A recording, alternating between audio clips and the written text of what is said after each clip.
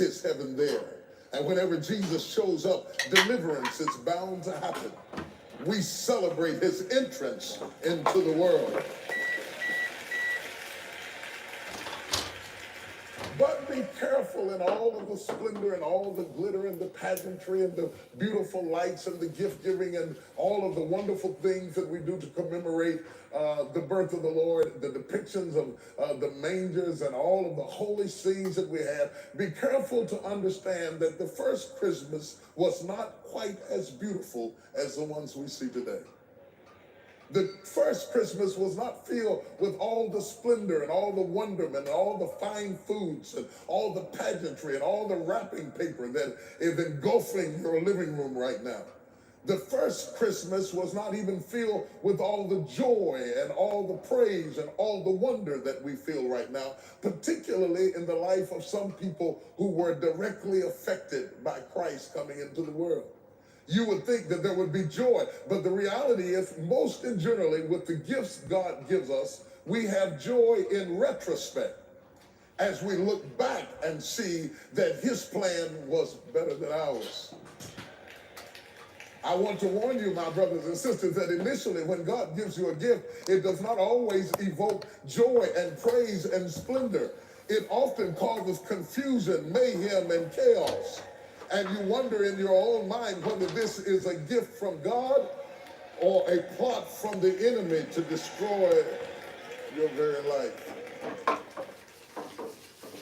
You would think that Joseph would be filled with glee and excitement about the birth of Jesus Christ, that God had chosen the woman that Joseph had chosen, that God had set her aside even as Joseph had set her aside, that God himself had selected her should have eased all ill in his mind as to whether she was a virtuous woman.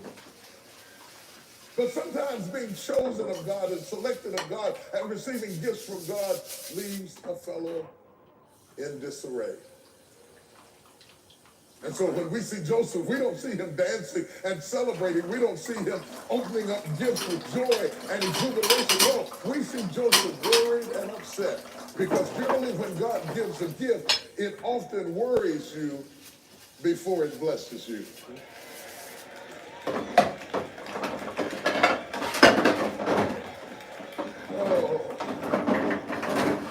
Frankly, at the time that Joseph leaps on the pinnacle of this holy writ, he is not trying to find a way to get closer to the baby Jesus or his mother who is pregnant with him. No, he's trying to figure out, how can I get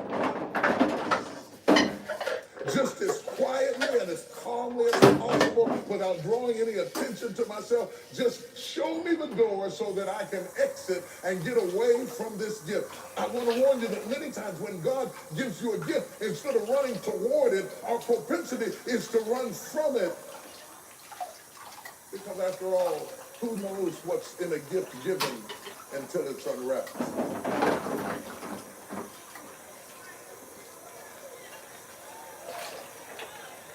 Perhaps it is not so much the gift that I want to warn you about, because ultimately God's gifts always will pay off in the end. Perhaps it's not the gift that I should sound the alarm about and tell you to watch out for. Perhaps it is the wrapping paper.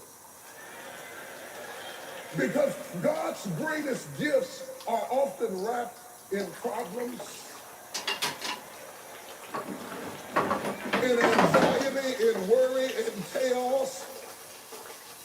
God's greatest gifts often come to us camouflaged in a fine array of disgusting, perilous circumstances that seem insurmountable.